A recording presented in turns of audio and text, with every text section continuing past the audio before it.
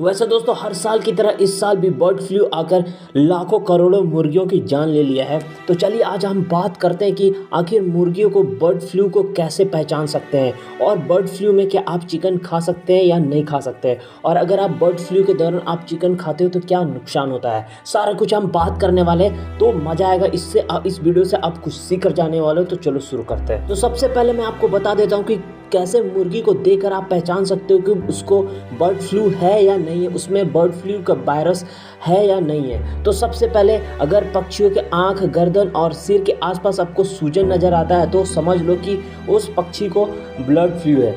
Number 2, पक्षियों की आंखों से आपको रिसाव होते हुए आंसू गिरते हुए दिखाई देगा, इससे भी आप समझ सकते हो कि उसको बर्ड फ्लू है।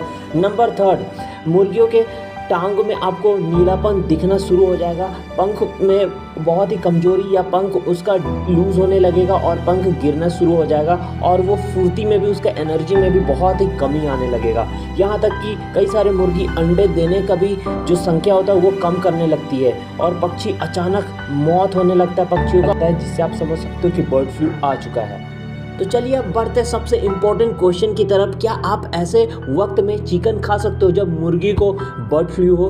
तो एक्सपर्ट बताते हैं, बड़े डॉक्टर्स बताते हैं कि चिकन को 70 डिग्री सेल्सियस पर पकाने से बर्ड फ्लू का जो वायरस होता है वो ख़त्म हो जाता है। हालांकि लोगों को अध पके पोल्ट्री प्रोडक्ट और मांस खाने से बचना चाहिए। WHO के मुताबिक अभी तक ये सबूत नहीं मिला है कि पके हुए पोल्ट्री फूड से किसी इंसान को बर्ड फ्लू हुआ है। यह वायरस तापमान के प्रति संवेदनशील है और अधिक कुकिंग टेम्परेचर्स में नष्ट हो जाता है। केंद्र सरकार ने भी कहा है कि पोल्ट्री उत्पादन खाने से इंसान में बर्ड फ्लू वायरस के फैलने का कोई परिणाम नहीं आया है। हालांकि साफ सफाई और खाना बनाने के दौरान सावधानी जरूर बरतनी चाहिए।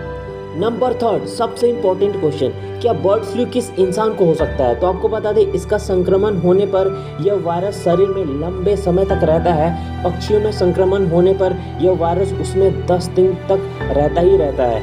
यह मल और लार के रूप में बाहर निकलता है। इसे छूने या संपर्क में आने पर संक्रमण हो सकता है। तो चलिए अब जानते हैं कि इंसान में यह वायरस कैसे फैलता है और पहला मामला कब आया था। बर्ड फ्लू के कई वायरस हैं, लेकिन H5N1 पहला वायरस है जिसने इंसान को संक्रमित किया था। संक्रमण का पहला मामला हांगकांग में 1997 में सामने आया था। यह वायरस संक्रमित मुर्गियों के जरिए इंसानों तक फैला था। वहीं 2003 में यह वायरस चीन समेत एशिया, यूरोप और अफ्रीका में फैलना शुरू हुआ था। तो वैसे दोस्तों ब्लड फ्लू के दौरान अगर आप चिकन खाते हो तो कोई सीरियस प्रॉब्लम नहीं होता है, लेकिन ऐसे सिचुएशन में आपको चिकन खाने से बचना चाहिए। वैसे ब्लड फ्लू का जो वायरस होता है वो 70 डिग्री से ज़्यादा टेम्परेचर में पकाने से वो इसका वायरस मर जाता है।